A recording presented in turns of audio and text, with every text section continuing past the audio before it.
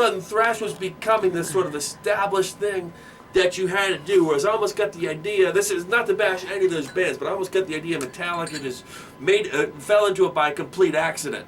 Right. Is the idea that I got where everyone else was like trying to make noise. Metallica, it's almost like they're trying to take a crap. And it comes out and it's like, God, this is thrash metal. And everyone gathers around this magic turd. They pulled a little bit of GRI out their butt. And then that's pretty much what it is, because thrash is, you take the speed element of hardcore punk, like DRI or anything like that, but then you elevate it with the musicianship of Iron Maiden. Yeah. That's what thrash is. And then also what you got to, you take out the melody, so you can't play it on a xylophone, unfortunately. You want to make it like an electric funeral kind of riff where it just sounds like dissonant and angry. A whole lot of diminished keys. Yeah, you put that in, like Slayer comes in, so it's like, no melody.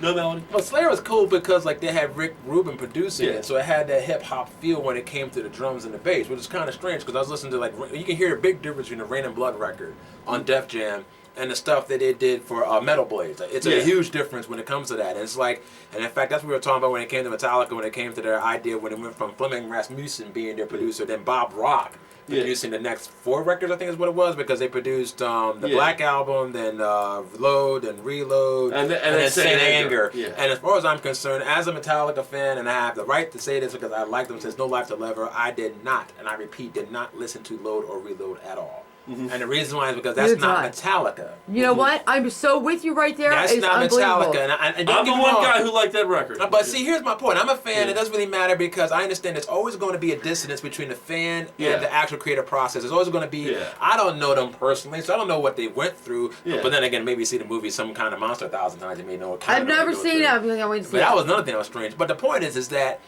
sometimes when you make the decision to go to the next level, what you think is the next level, rather than actually being reflective, you can get lost. And it's funny because they found their way back with Saint Anger. Which has been very, very... people have kind of dissected that to a point of like... Well, Saint Anger and then Death Magnetic. Death Magnetic. That's, like I said, we talked about it. That was not an honest album. Saint Anger was an honest album.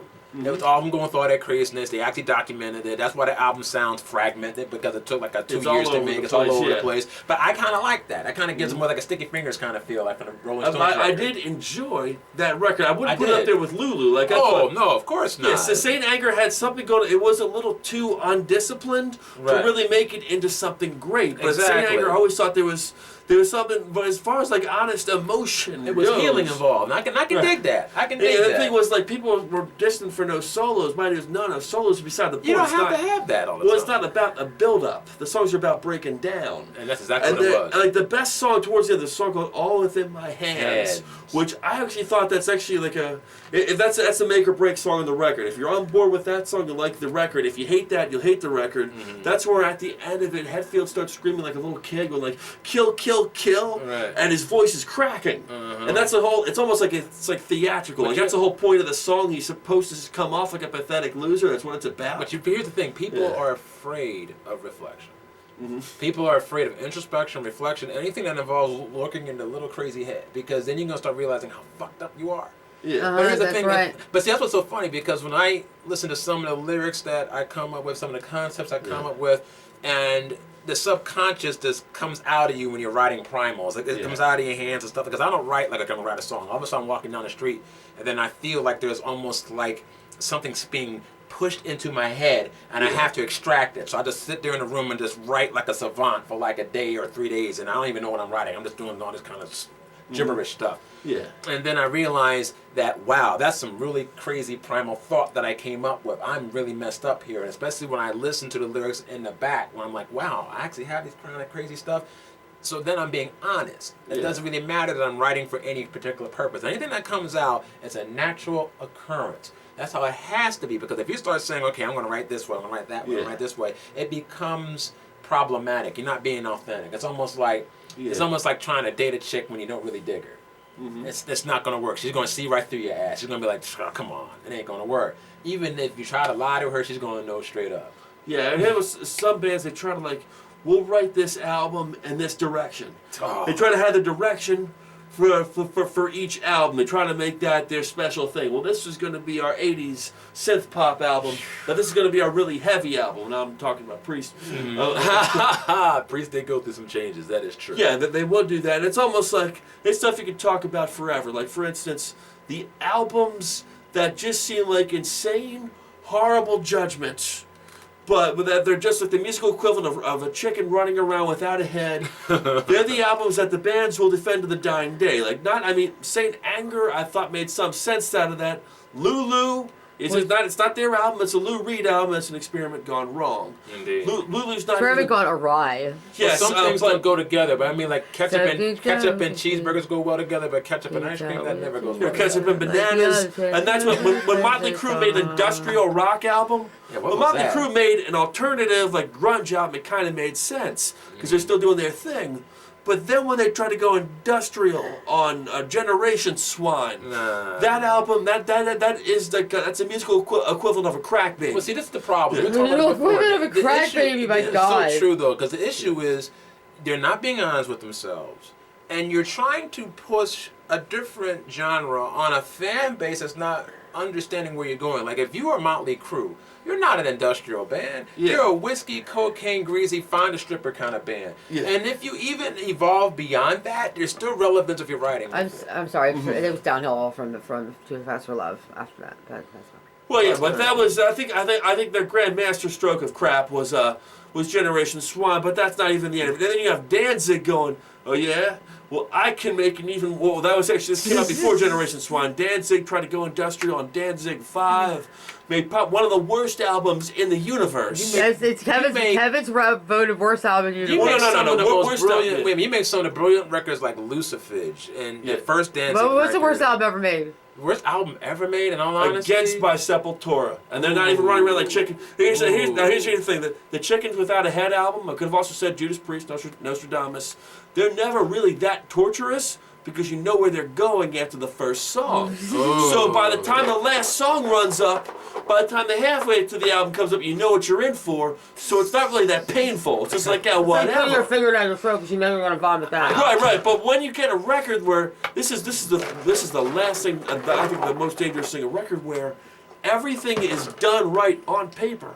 It's the album that everyone wants you to make, that you should be making, but it just doesn't gel. That's painful. That is very painful. That's the Latter-day Slayer. That's Christ Illusion. That album makes Death Magnetic look like Sgt. Pepper's Lonely Hearts Club. I think, and the biggest musical disappointment of my life is Christmas of 1998, when my mommy and daddy got me Against by Sepultura.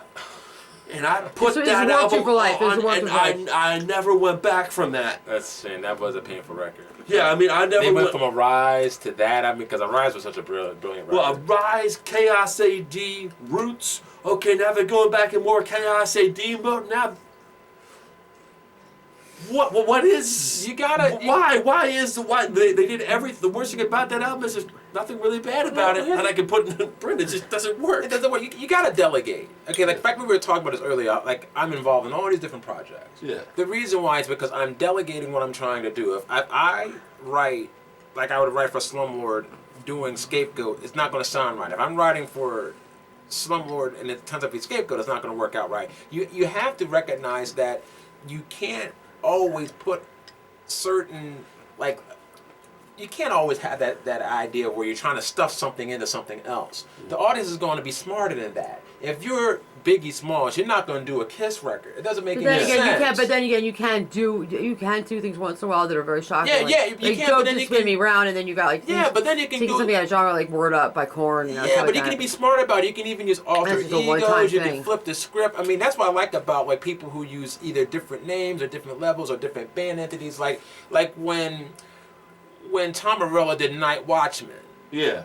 That's a completely different vibe than when he was doing a Rage Against the Machine or Audio Slave. Yeah. But it's still Tom Morello. But if he was trying to write that stuff for Rage, it wouldn't work. Yeah. Just like the audience would be like, this can't be a Rage record. This is Night Watchman. Zach would be looking at him like this. Like, what the fuck is this? So you gotta have that. You gotta have that mindset. I mean, like in all honesty, I'm in like so many different entities. The only way I don't go crazy and that my audience doesn't go crazy is that you delegate. They know when they see a Slumlord Byron show, there's not going to be wild guitar solos anywhere because it's a funk band. It's nice and smooth, and I'm not the main member. There's a guy who's a lead vocalist who's killing it, and that's his job. So it's a beautiful situation. When I'm in Scapegoat, okay, then I'm like the quarterback in that situation. It's more like a metal thing. It's much more out of control. There's going to be lead guitar work. It's going to be doubling back and forth. It makes sense. And then I'm doing my own solo stuff, which is more like funky R&B-ish or all different kind of D'Angelo kind of stuff. So then they can understand that. And then I'm also doing trance stuff with my other alter ego named Seraphim Dark. It doesn't get lost. I don't get lost. My audience doesn't get lost. They don't get confused. It makes much more sense. Yeah, I think what happens... Seraphim Dark, you guys gotta have your own perfume scent. I No, this is it. You're going to be the first band to have your own incense. Well, it's actually going to be crazy. There's an idea. Why would Your we own have fucking our own incense. incest? That's horrible. You know, incense. Seraphim Dark. I'm not kidding you. What other band out there? What other band out there has their own incense? I mean, come on, how freaking cool would that be? Well, that'd be kind of cool. I just gave away a good idea. After my alter ego, that'd be mad cool. Yeah. I think the most difficult thing, though, once you've made 7 records, once you made like 5, 6, 7 records with one sound, with but people like that sound. Yeah, exactly. How do you make the 8th record sound It's like fresh? Iron Maiden. It's like Iron Maiden. What the hell happened there? Well, I remember they talked about that with Jimmy Page. How do you make it sound fresh?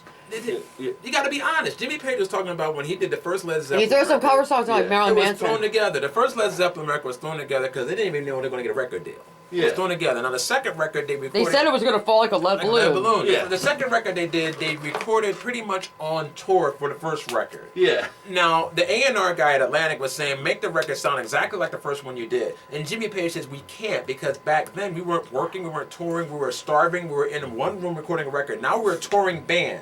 So it's going to sound different. Whatever comes out, comes out. We can't control it. It's just going to happen that way. Yeah. Natural occurrence. If you're trying to make something what it isn't, it's not going to work. Yeah. It's not going to work. You're going to have that relevance. And then, okay, if you're Jimmy Page and all of a sudden you want to do a country western record, most likely you're not going to do it with Led Zeppelin. You're going to do it with The Firm. Or with when Robert Plant was with the Honey Drippers. In fact, that's the greatest thing I like about anything that I'm dealing with. Every member of my band has their own stuff that they're doing. Like in Slumlord Byron, Mike is doing his solo stuff also. There's going to be a Jess going to record her own record. Omar, the saxophone player, is in his own Latin band. Clue's in his own different situation. Everyone, I mean, Chris Nation in our band is a keyboardist. He has his own solo record. Everyone who I'm involved with has their own things that they're doing, so it keeps things fresh. It keeps things alive, and no one feels controlled or stilted. You can really let the juices flow. All right, let's rein this back in. It's an awesome freaking. That's an awesome. We ran around like chickens. It's awesome verbal vomit, man. But okay, let's get back to Metallica. Let's finish this. Metallica, starting from the first one, which you called the what? No Light to Leather. Okay. Right. No Light to Leather. Okay, give each one their name, their album. You said No Light to Leather, the first record, ridiculous. It was a demo record. It was awesome. Kill 'Em All was the first studio record, produced, of course, by John Zalazar. Just a Loser, yeah. Just a Loser, excuse me. Ridiculous record. I loved it. It was major influence. Then you have Ride of Lightning, which is like their first album. They had a chance to really take the time, record, use different levels of recording.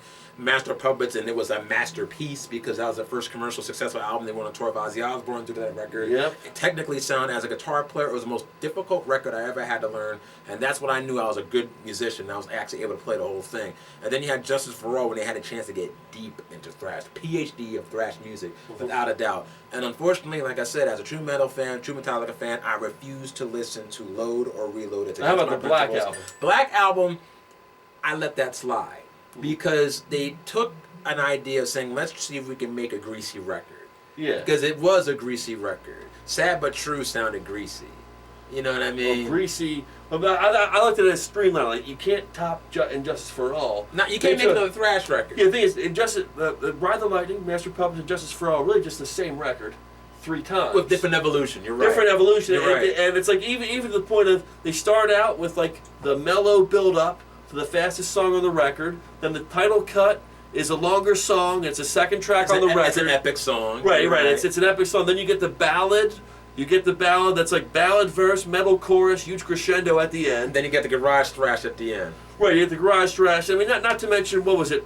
Sanitarium and 1. Those are almost the same notes. It's the same riff. They sound so much alike. Right, right. They sound so much like their exact direction. really And it's like, after Injustice and- for and All, Fade I to just Black, thought that they took that natural evolution of thrash as far as it was possibly going to go. And plus the genres around it was changing. That's when Seattle was getting influenced. Did you hear about the new interview now? I've seen it kind of now and what kind of with James Hetfield just put out a new interview with XM Radio saying that they have over 880 riffs to go through for the new album they're putting out.